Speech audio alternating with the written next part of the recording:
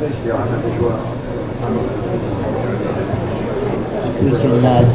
can take our seats, please. Take our seats, committee members, please.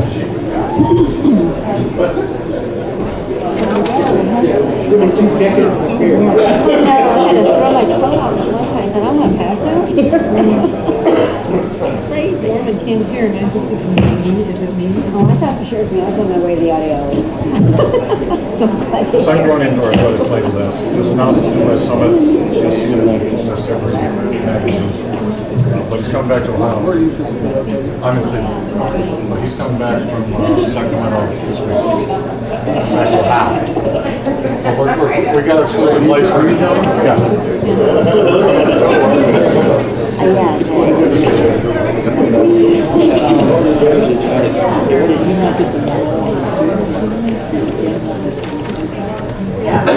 She did. Committee, if we can please take our seats. And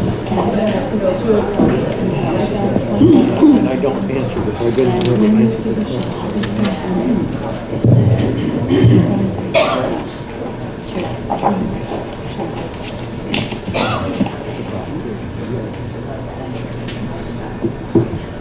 Still missing a couple people. We'll give them one more minute. I get it. Oh, here.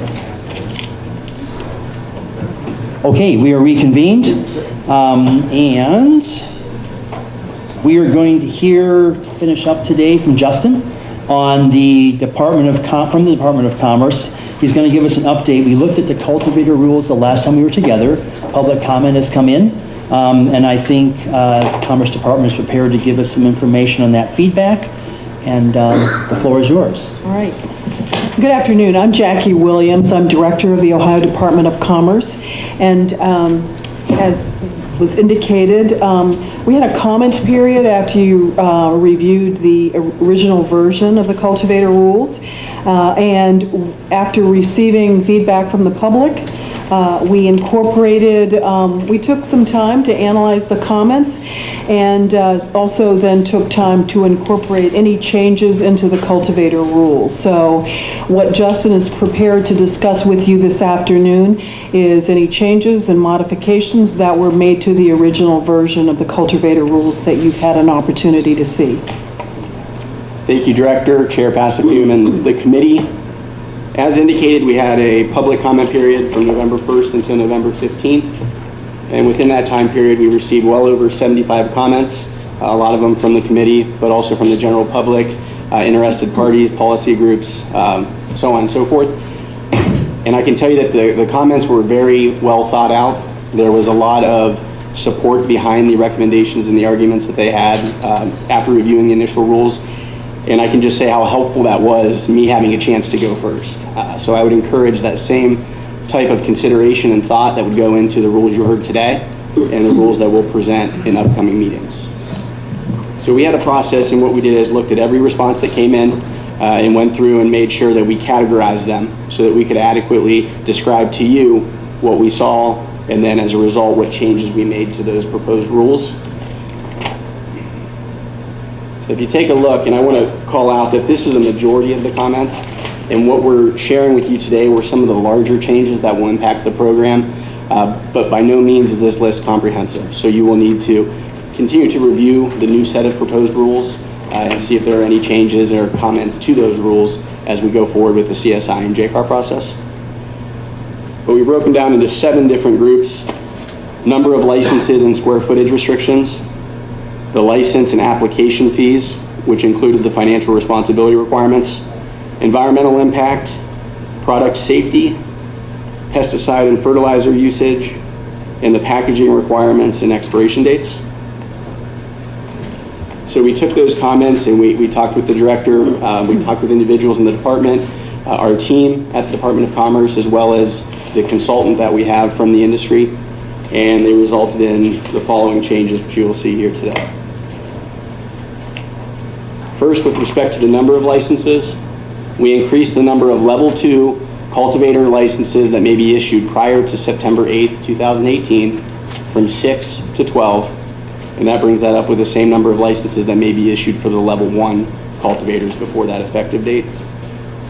And that rule that you have in front of you is 3796 2-1-01. Square footage restriction.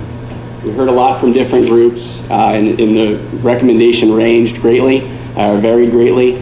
What we settled on in this proposed set of rules is increasing the maximum cultivation area for level 1 cultivators from 15,000 square feet to 25,000 square feet, and an increase to that marijuana cultivation area from 1,600 to 3,000 for the level 2 cultivators. Again, for reference to your rules you have in front of you, that's found in 3796-1 within the definition section.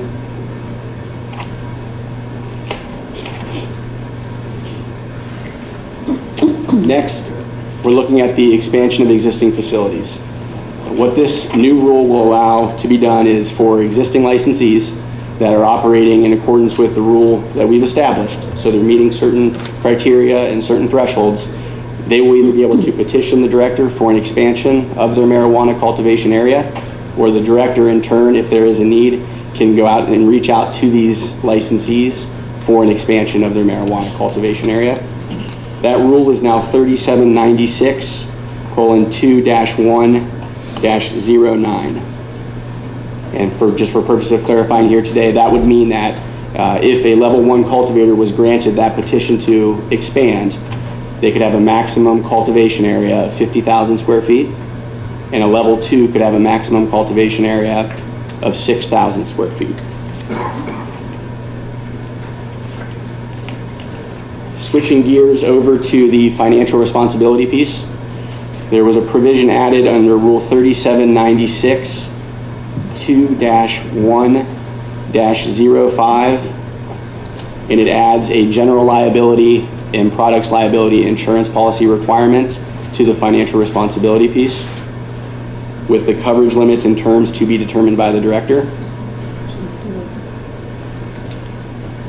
With this change, we also revisited and looked at the comments related to the surety bond and escrow amounts, and the decision was made, and we proposed reducing that from $2 million to $1,500,000 for the level 1 cultivators, and from $200,000 to $150,000 for the level 2 cultivators.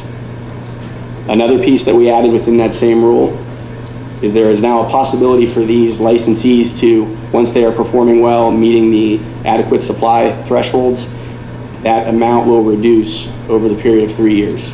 So for level 1s, if they're operating in accordance with all the rules and continue to operate well, that surety bond or escrow requirement would be removed, presumably after 3 years. Same with the level 2.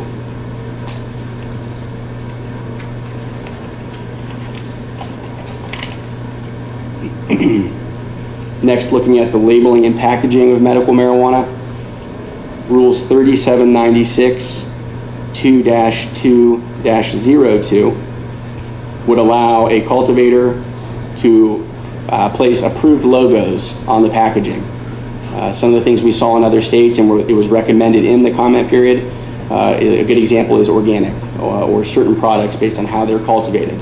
We understand that that could be a niche market maybe for some of these level 2 cultivators, and even a market that the level 1 cultivators would like to explore, and this would allow them to do so, and also market that they are doing that.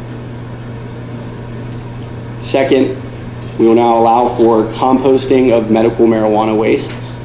The rules state that it has to be in a secure area on site, but it does limit that product to use at the facility in the future.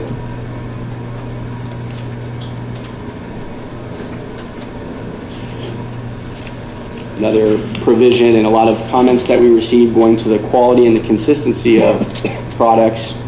We removed the prohibition on the use of pesticides and fertilizers once a plant is moved into the flowering stage, and we are now allowing those items, pesticides, fertilizers, to be used until the 21st day of the flowering stage. But to allow for that, one of the things we knew we had to do, understanding that a cultivator with a plant-only processor designation will be transporting these materials directly to the dispensaries.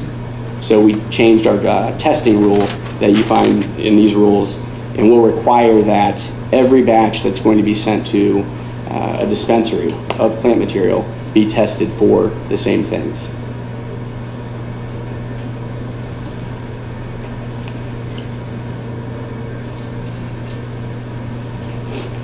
So with that, those are the major changes. There are other changes within the rules, as I mentioned, but I'm happy to address any questions you have about the changes that we are proposing, or something that hasn't been proposed and you have a question about if it did make its way into the rule or not. Okay, now's the time for comments, questions on the updated rules. Yes, Michael. Hey, Chairman. Justin, thank you for being here and going over this. I had asked a question last time about how we had come up with the square footage that we're going to use. It was a little bit nebulous. We increased it now from what had been approximately 190,000 square feet in aggregate to 336,000 square feet, so quite a change. Are we making a calculation to arrive at that number, estimated annual usage, estimated annual production per square foot, et cetera? Or are we still kind of really not sure? Not sure isn't the right way of saying it. We've been asked many times if there is a specific number that we're looking at, and the answer to that is no. When we talked with other states, when we met with the consultants, other states that implemented programs didn't even consider a number.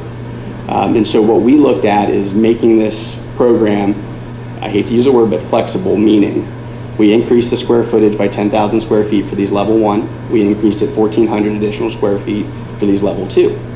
And so with this increase in square footage, if the demand is a little higher than what we originally or initially expect, quickly these facilities are able to kind of adjust and meet that demand.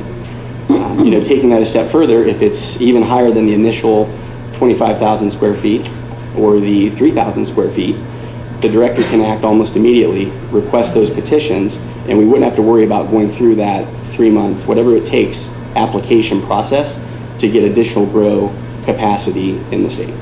So that was another big change. So I know I didn't answer your question directly, but what we did is look at that scalability and flexibility and built those in.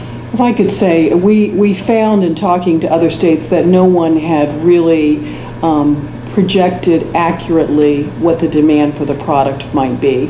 And in some cases, they might have been projecting what the ultimate demand for the product might be, and they grew in accordance with that, and then the actual demand for the product, at least initially, fell way short of that. So we realized an important part of this is the economics of the system. And we want to be able to build the flexibility into it that, based upon the market demand, we have the ability quickly, without going through a laborious process, to be able to increase the opportunity for growing product in order to meet the market demand. So that was the purpose behind the rule changes. Sure. And calculating that has to be an almost impossible task. And I think it's very smart, the approach that you took to building that flexibility. I think that's a wonderful approach. Thank you. Others? Yes, Jerry. So on the requirement for a products liability insurance policy, do those policies exist in the state of Ohio for marijuana specifically? Is that what you're asking for? There are companies that sell those products in Ohio. We had conversations with departments and the proper people, and we also noticed a trend in other states where those products are offered, and some of the larger carriers that offer this product to the industry. I actually asked you this question last time, and I see that it was brought up by some of the write-ins. I've only found a couple. I haven't had a chance to study this carefully. Yeah. But the issue of the expiration date, it seemed arbitrary before. A couple of people here mentioned it, but that wasn't amongst the changes. Why did you decide to stick with the original expiration date for the material? So a couple of things that we did in the rules that will help with that initial concern without changing it directly. Okay. We now allow for the sampling to be sent from the cultivator to the dispensary, so that the lower expiration date, that 14 days from when a package is open, shouldn't be an issue. Okay. I understand there are other issues involved there, but that's for purposes of expiration. And then what we did is we dropped the inventory amount. If you remember correctly, it was 25 or 50. Yes. We lowered that, understanding that they won't have that inventory on hand now as much. Less so that'll space. move the product quicker, and less likely that product would be sitting around on the shelf for that year-long period. Wonderful. So that was the thought behind there. Okay, great. Thank you. So You mentioned the word expectation, right? And it's obvious that when you're making some sort of calculations and some sorts of choices like this, particularly that are unusual in cannabis legislation, to have these type of square footage limitations.